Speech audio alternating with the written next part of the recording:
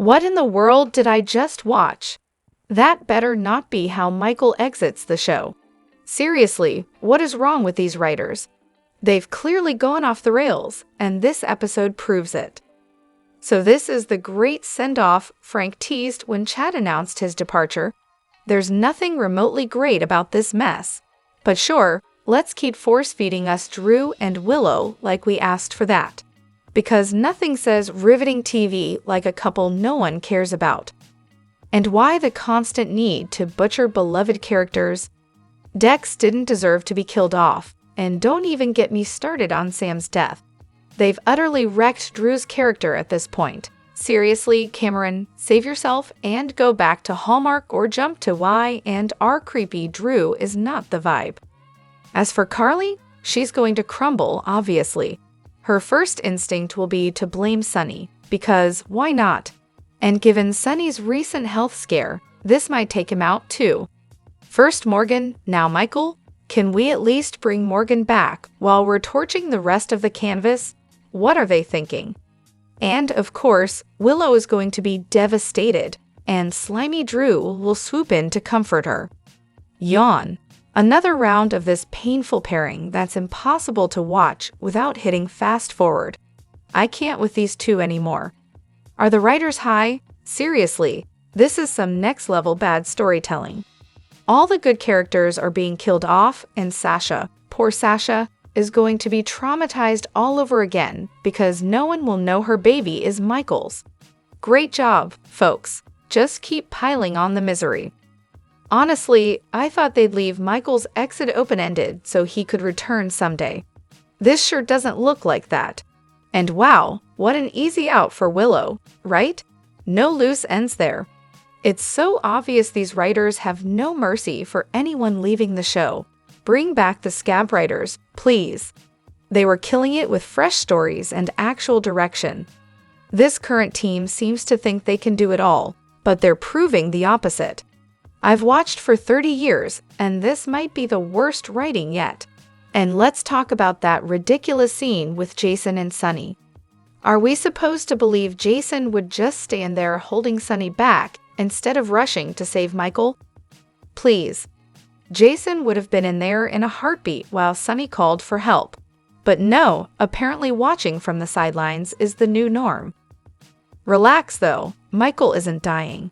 He's off to a burn unit to give Chad the time he needs to grieve his dad. So yes, the door's open for a return, but this storyline still sucks. Hello everyone, welcome back to my channel, Messy Syrup. It's me, Abby, here. I hope everyone is having a wonderful day.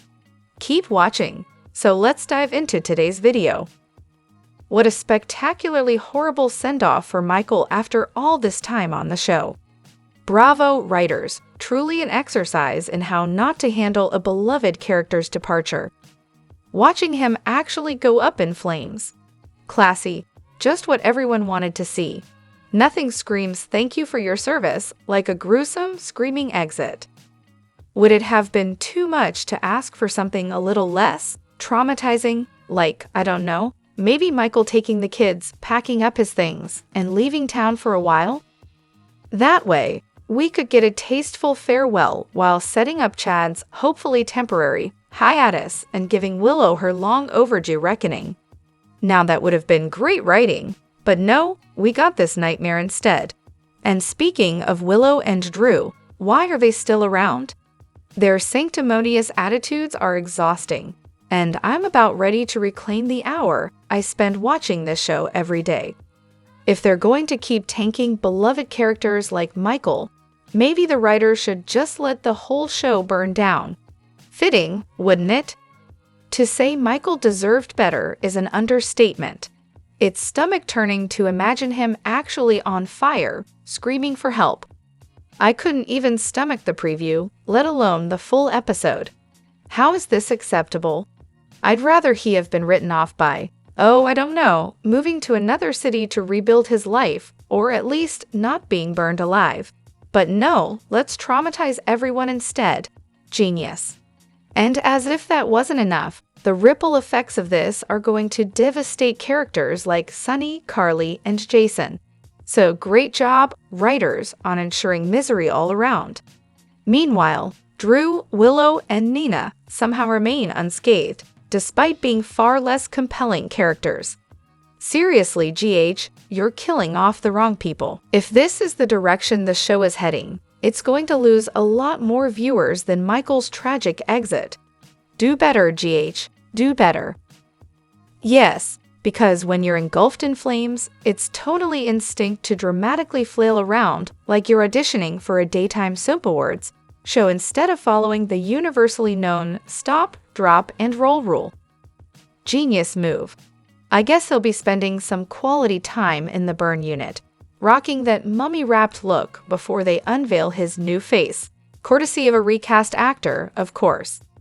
Let's face it, the guy's tangled in too many storylines to simply write him off. The plot must go on. Now about Diane. Normally, she's the queen of legal reason, but her advice today? Yikes. Suggesting supervised visitation in a divorce case where both parents are fit and there's zero history of abuse? That's a nuclear option, not legal counsel. All that does is throw gasoline on the fire, guaranteeing the other parent will go into full-blown defensive mode. It's not strategy, it's chaos. And trust me, chaos doesn't win custody battles. It just makes everything messier. Then there's Carly. Look, I've never been her biggest fan, but having her lose both sons, that's next-level cruel. One gets blown to smithereens and the other charbroiled. Come on, was this tragedy just written to traumatize the audience? Recasting Michael would have made so much more sense. No shade to Chad Duell, but Michael isn't exactly untouchable. He's not a legacy character so iconic that fans would riot over a new face. If they can recast Christina and Molly, they could have swapped out Michael without detonating Carly's world. Instead, we're left with a string of unnecessary heartbreak. Great job, writers. Truly. And speaking of laughs, Willow deserves a round of applause for her line to Drew today. One of the things I appreciate most about you is that you always tell me the truth, even when it's hard. Oh please, comedy gold right there. Michael, on the other hand, nailed it when he said what we've all known forever. Willow loved the idea of Michael far more than she loved Michael himself. Her entire life was chaos, moving, struggling, surviving, and Michael represented stability, a safe haven, and a ready-made family to support her. But once Nina warmed her way into Willow's heart, Carly, that bond evaporated. Suddenly, Drew was her knight in shining armor, boosting her confidence and giving her purpose. Michael was just a placeholder. Michael's exit scene? Absolute chaos. I mean, we all knew his days were numbered, but on a Monday, really? The timing couldn't have been worse. And what was that explosion? I'm still trying to wrap my head around it. Might need to rewatch the episode. Who even planted the bomb? It felt tone-deaf, especially so soon after the whole Tesla explosion incident. Surely they could have written a better exit for Michael, like maybe a heartfelt goodbye where he takes Sasha and the kids, but no, we got this. Meanwhile, Jax finally got solid proof that Cyrus tried to kill Dex. Great, can we send Cyrus back to prison already? Seriously, it's overdue. Oh, and let's talk about Windermere for a second. It does not belong to Ace. Martin made it crystal clear to Alexis and Laura, the money from the sale is Ace's, but it's untouchable until he's 21. End of discussion. Now, I don't usually enjoy Portia's scenes, or Drew's or Willow's, but that's a rant for another day. But I loved her moment today when she kicked Renault out. You can't kick me out, he says. Her response? Oh, I think you'll find I can. Cool dramatic sunglasses emoji. I was cheering for her. Also, for the 100th time, Michael isn't dying, and he's not being permanently replaced. Relax, everyone. He's just being written off temporarily to heal. Either Chad comes back, or they recast. Simple. But Drew blaming everything on Michael? He stole Aurora, and now he's trying to steal your kids. Oh, come on, Drew. You stole Michael's wife, and now you're the victim. What a master manipulator. Drew's transformation into a full-blown villain is complete. And Willow, well, let's just say her decision-making skills are questionable. Look, I did that. Willow's young, only 28, a cancer survivor, and adores kids. But come on, she's married to Michael, the ultimate business-first guy. She needs someone to remind her she's attractive and desirable. Michael's been stiff and detached forever. Would it kill him to loosen up and act like a young married man? Not every couple can be Chase and Brooklyn, but Michael, please try harder. And Willow leaving the state with Drew? That's just dumb. Also, what was the deal with her lounging around in satin pajamas, with one sleeve perpetually slipping off? Cringe. Poor Michael. But hey, this sets up some decent storylines. Whether Chad returns or we get a recast, there's potential here. And let's not forget Carly and Sunny. They are both out for blood, just for different reasons. So, can we stop speculating about who planted the bomb? It was Cyrus. Done and dusted. Now, let's gear up for the inevitable whodunit with Cyrus as the prime suspect. It's coming, and you know it'll be messy. So, Rocco's been with Lulu since birth. Charlotte? She barely showed up before the coma. And yet, Rocco's stuck sitting there with his mom while Charlotte, who's always had her daddy's attention, gets all the love. It's like a bad soap opera plot, right? The good kid is ignored while the stray gets all the spotlight. Classic. But let's pause for a second. Something doesn't add up. If I remember correctly, Windermere was sold long before Sidwell even made his big debut. So aside from Holly, who's he even connected to in Port Charles? And let's not forget, he's the one who blew up the penthouse. Fun guy, huh? And then there's that General Hospital scene. Sonny and Jason are outside chatting, telling Michael they'll be back in a sec. Meanwhile, Michael's in the penthouse, sniffing around like he's playing detective, convinced he smells smoke. A few seconds later, boom, fire erupts, the ceiling's on fire, and next thing you know, Michael's fully engulfed in flames. My heart sank. I like this Michael, the one who's not completely made of cardboard. I don't want a new one. This one's staying, right? As for Willow, she's the queen of self-doubt. She bends herself into whatever shape she thinks others want her to be. Shiloh? Check. Chase? Check. Michael? Check. And now Drew? Of course. She just keeps morphing like she's playing dress-up with everyone else's expectations. And Drew? Seriously, this guy is the worst. Willow should have known better than to take Wiley anywhere without telling Michael. But no, now she's all about following Nina and Drew, the dynamic duo of bad decisions. I really wish Michael wasn't leaving. And don't even get me started on Sasha being pregnant. I'm still pretending this plot twist doesn't exist. But here we are, stuck with Drew, Willow, and Nina. And why, oh why, does it take forever to expose Nina? Sonny, come on, it's way overdue. Lastly, Brennan didn't order anyone to target Valentine's Day. She just told them to tail him. She's playing the I'm innocent card, but seriously, I'm not buying it. Not for a second. Willow really should have been written off the show when she had cancer, right? Because clearly, being a terrible wife and mother is the perfect way to go out. Honestly, how did we not see that coming? And seriously, why are people making excuses for Nina not telling Willow about sleeping with Drew? I mean, what if that was your daughter? I can already imagine the sympathy. Talk about a double standard. Now, let's talk about Valentin for a second. So he was running Pikeman's weapons and trying to take down Sonny, all while working with the government, specifically the WSB. But once some of that secret operation leaked, the government just threw him under the bus. They severed ties, made him the scapegoat, and now they're hunting him down. Classic move. Use him, then try to silence him. But sure, let's ignore that part. And Michael? Poor guy's just a walking target for Sonny's mess. But there are still people out there swearing Carly did the right thing by pulling him away from the Quartermaines. Good morning to that delusion, I guess.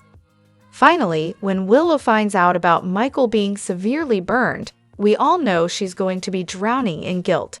Can't wait for that drama to unfold. What a loaded question. So, if I could steal any character from another soap and plop them into General Hospital, let's start with Roger Howarth as Todd Manning. He was pure chaos wrapped in a suit, and you just know he'd stir up all kinds of trouble in Port Charles. I mean, who doesn't love a character who's capable of both emotional depth and completely ruining everyone's day with one snarky comment? And speaking of interesting family dynamics, how about Archie Gannon as Isaiah's father? I'm pretty sure it's no coincidence that Isaiah's last name is Gannon. And if you connect the dots, you'll see Archie and Hank both had Chicago roots. It's like the writers had a little hidden gem there, just waiting for us to catch on. Then there's Adam Chandler, the ultimate soap legend. If David Canary were still with us, I'd practically beg for a storyline where Adam and Tracy Quartermain face off. Can you imagine the fireworks? The two of them? One could only dream of the level of scheming, witty banter, and power moves they would exchange. Honestly, it would be soap opera gold. And of course, those what-if crossover moments were always the best. Remember when One Life to Live, All My Children, and General Hospital characters showed up in those random, over-the-top episodes? Those were the days. Just pure, unfiltered soap drama at its finest. Is nobody talking about the fact that Sidwell is just chilling behind Sasha at the church? Guess what he learned there? Yep, Sasha's pregnant. Surprise, surprise. My theory, she's probably going to get kidnapped again, and Michael will heroically rush off to save her and their baby. Because, of course, Sidwell's still obsessed with Holly, and the easiest way to get to her? Target the unborn child of her estranged daughter. Classic villain move, right? I seriously forgot about this whole thing. Also, can someone explain why Sasha is suddenly the child of Holly and Robert, when both of them are nowhere to be found? What's the point of that? Why not just leave that little detail on the cutting room floor? It's baffling. And now Drew, oh boy. At this point, I genuinely think he's one of the most repellent characters. I mean, this guy is just a sleazeball, gross on every level. Can he even be redeemed at this point, or do the writers just not care about giving him any redeeming qualities? Honestly, I just want to throw something at the screen every time he's on. He's like Peter 2.0, except somehow more unbearable. If Billy were playing this role, sure, maybe there'd be hope for redemption. Billy could make anyone likable, even if they were being a complete jerk. He's got that warmth and kindness, you know. But with Cam in the role, hoo boy, it's a whole different story. This guy would have to completely stop acting like a spoiled brat who thinks the world owes him everything. He'd need to own up to his mistakes and actually apologize, neither of which seem to be on the horizon. Instead, we just get this entitled, unbearable version of Drew. Redemption? Yeah, good luck with that. So who's going to inherit the throne from Sonny? I've got a few brilliant suggestions. Buckle up. Option 1. Resurrect Morgan Corinthos. Yep, bring him back from the dead, because why not? It's not like this show hasn't pulled off a miracle or two before. Have Sonny hand over the reins to his son. And just like Vito Corleone did with Michael, Sonny can play the wise advisor while Morgan becomes the next ruthless Don. It's practically scripted. Sonny steps back, Morgan takes over, and the mob world keeps spinning. Perfect, right? Option 2. Bring Johnny Zacchera back to Port Charles. You know, because if there's one thing this town loves, it's another mobster with a chip on their shoulder. Johnny could swoop in, take over Sonny's territory, and become the new Sonny. We could either bring back Brandon Barash full-time or just toss in a new actor. Who's counting? With the Zacchera family back in the mix, Johnny would easily be a worthy successor to Sonny. Plus, who doesn't love a little mob family drama? Option 3. Totally new character. Out of nowhere, a fresh face strolls in and claims Sonny's empire like it's no big deal, just like Sonny did when he took over Frank Smith's business years ago. Classic mob takeover move. Sure, it's a little lazy, but hey, it could work. Or here's the real curveball. Michael Corinthos flips the script. Imagine this. He leaves his high and mighty corporate life at Aurora or ELQ, walks straight into the mob, and bam, he's the new kingpin. Of course, after the whole Burn Unit ordeal, Michael could come out with a brand new face, thanks, plastic surgery, and a recast actor, because why not give the fans a complete reset? Michael steps up to fill Sonny's shoes, with Jason playing the role of the loyal underling. It's bold, it's unexpected. It's Michael Corinthos as the Don. How's that for a plot twist? Drop your thoughts in the comment section below. Do you agree or disagree? Don't forget to like, subscribe, and hit the notification bell for more updates. Your opinions matter, and I will see you in the next video. Thank you.